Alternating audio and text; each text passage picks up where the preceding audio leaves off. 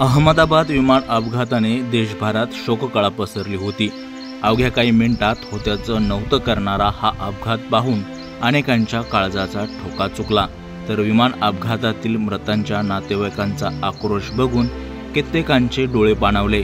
या विमान दुर्घटनेत 241 प्रवाशांसह एकूण 275 नागरिकांचा मृत्यू झाला असून सध्या विमान अपघाताचा तपास करण्यात येत आहे। एअर इंडियाचे बोईंग 171 हे प्रवासी विमान 12 जून रोजी दुपारी 1:38 वाजता कोसळल्याची दुर्घटना घडली। त्यानंतर काही वेळातच विमान दुर्घटनेचा व्हिडिओ सोशल मीडियावर व्हायरल झाला। विशेष म्हणजे कधीही जवळून विमान न पाहणाऱ्या एका गावातील मुलाने हा व्हिडिओ उत्सुकतेपोटी शूट केला होता।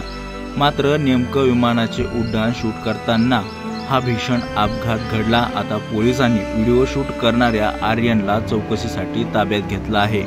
अहमदाबादमधील एअर इंडियाच्या विमान दुर्घटनेचा थरारक प्रसंग एका व्हिडिओच्या माध्यमातून घराघरात आणि प्रत्येकापर्यंत पोहोचला।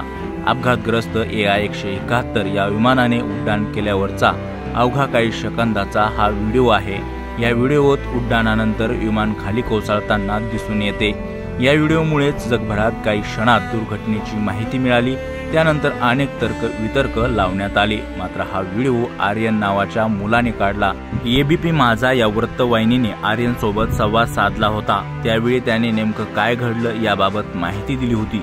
आता एकीकडे आर्यनच्या घराबाहेर माध्यम प्रतिनिधींनी बाईटसाठी रांगा लावल्यानेही आर्यन त्रस्त झाला आहे। दुसरीकडे आर्यनची पोलिसांकडून चौकशी केली जात आहे। आर्यन असारीला पोलिसांनी चौकशीसाठी ताब्यात घेतला असून अहमदाबाद गुन्हे शाखेकडून त्याची चौकशी केली जात आहे। आर्यनसह ज्या घरावरून त्याने हा व्हिडिओ शूट केला त्या घरमालकासही पोलिसांनी ताब्यात घेतले आहे।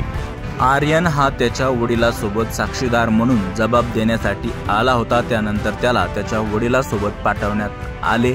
या प्रकरणी अद्याप कोणालाही अटक किंवा ताब्यात घेण्यात आलेलं नाही अशी माहिती पोलिसांनी दिली। या घटनेबद्दल आपल्याला काय वाटते आमच्या कमेंट बॉक्समध्ये नक्की व्यक्त व्हा। असेच नवनवीन व्हिडिओ आणि ताजे अपडेट जाणून घेण्यासाठी आमच्या व्हिडिओला शेअर, लाईक, सबस्क्राईब नक्की करा। धन्यवाद।